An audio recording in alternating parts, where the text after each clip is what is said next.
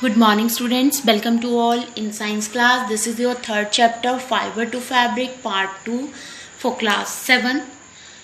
Yesterday we discussed about wool. Today we will discuss about silk, life cycle of the silkworm, silk production and health hazard in silk industry. First is silk.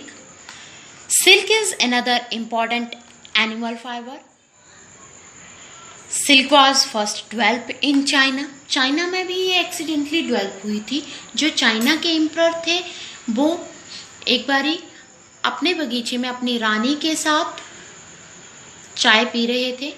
वो एक mulberry tree के नीचे बैठे हुए थे, शहतूत के पेड़ के नीचे बैठे हुए थे और जो चाय थी उनकी बहुत ही ज़्यादा गर्म थी. तभी मलबरी ट्री से एक ककून उनकी चाय में गिर जाता है. जब वे अपनी चाय को बड़े ध्यान से देखते हैं तो वो क्या देखते हैं कि ककून जो है उससे शाइनी लाइक फाइबर जो है वो निकल रहे होते हैं. तो वो अपने सैनिकों को आदेश देते हैं कि देखो ये क्या है. तो उनके सैनिक क्या करते हैं, जैसे ही शहतूत के पेड़ को देखते हैं, मलबरी ट्री को देखते हैं, तो वहाँ पर उन्हें बहुत सारे कोकून दिखाई देते हैं. वो उन कोकून को कलेक्ट करते हैं और पहले उन्हें फाइबर में कन्वर्ट करते हैं, फिर उनका फैब्रिक बना लेते हैं, कपड़ा बना देते हैं. Silk fibre is obtained from the cocoon of the silk moth और silkworm. The rearing of the silkworm for obtaining silk is called a sericulture. Next is the properties of a silk. Silk is soft, strong and light in weight. Silk is a good insulator, so it keep the person warm in winter. Next is the life cycle of the silkworm. The life cycle of the silkworm is complete in 4 steps. They are number 1 egg, number 2 caterpillar, number 3 pupa, number 4 adult. ये जो step हैं इन्हें हम cycle के through समझ लेंगे. First step is egg. Female silkworm lay many egg on the mulberry leaf. Next is the caterpillar और larva. When the egg hatch, larva called a caterpillar or silkworm crawled out. Initially the larva can feed only mulberry leaves. शुरू में mulberry leaf खाता है और ये लगातार 27 days जो है दिन रात खाता ही रहता है. Larva is ready to enter. फिर ये कुछ समय के बाद क्या है, खाना बंद कर देता है और रेडी हो जाता है, ready to enter in a next stage of a life cycle. It is pupa. Next stage is pupa. Weave a net to hold itself. फिर क्या बनाता है, यहाँ पर एक नेट बनाता है. ये कंटिन्यू जो है वो स्पिन करता है और अपने सिर को 8 की शेप में हिलाता है और मुंह से सलाइवा बाहर निकालता है जो कि प्रोटीन का बना होता है. जैसे वो हवा के संपर्क में आता है वो क्या हो जाता है, हार्ड हो जाता है. ये क्या है, it is silk fibre. Caterpillar cover itself completely by the silk fiber and this hard covering called the cocoon. The silk moth continue develop inside the cocoon. Next stage is adult. After a few weeks cocoon open and in an adult moth come out and female moth lay egg. Again this process is start. This is the life cycle of the silkworm. Next is silk production.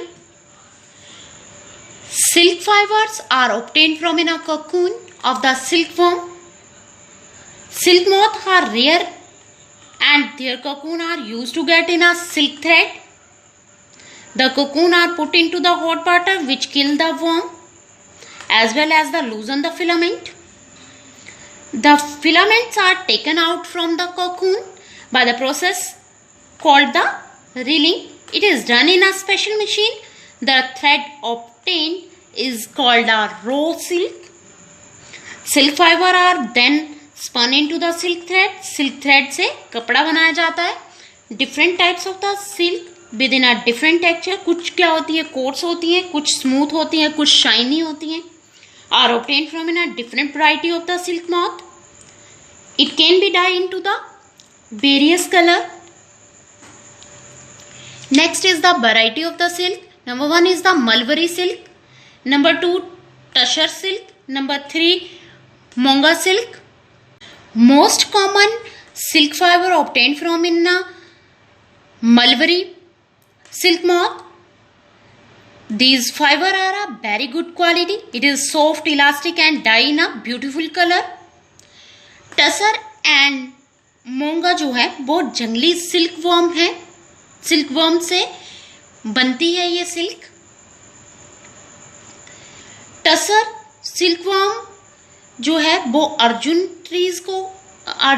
Tree जो होता है उसकी पत्तियों को खाती है और tussar silk produce करती है. Muga silk worm found only in the Assam में ही पाया जाता है और सोम ट्री की पत्तियों को खाती है और गोल्डन येलो मोंगा सिल्क जो है वो प्रोड्यूस करती है.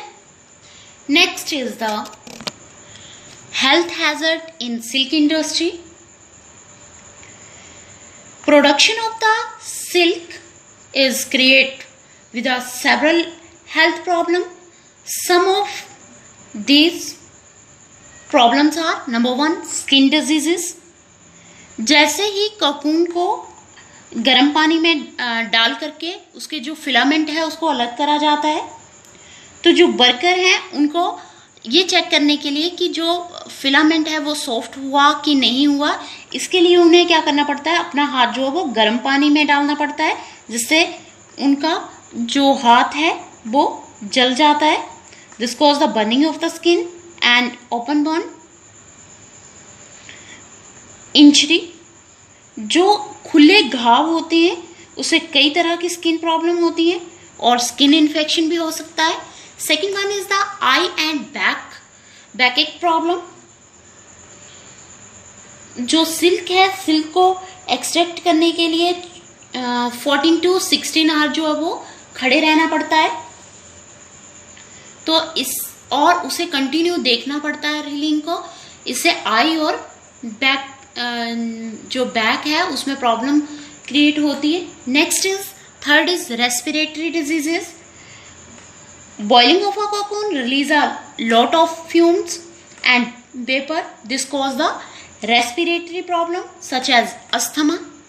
Fourth is hearing problem. Machine use for spinning and weaving produce a lot of noise. Continuously working in the noise condition leads to the hearing problem. This is all about your chapter. In next video we will discuss about the exercise of this chapter. Students, subscribe the channel, press the bell icon for notification. Thank you. Have a nice day.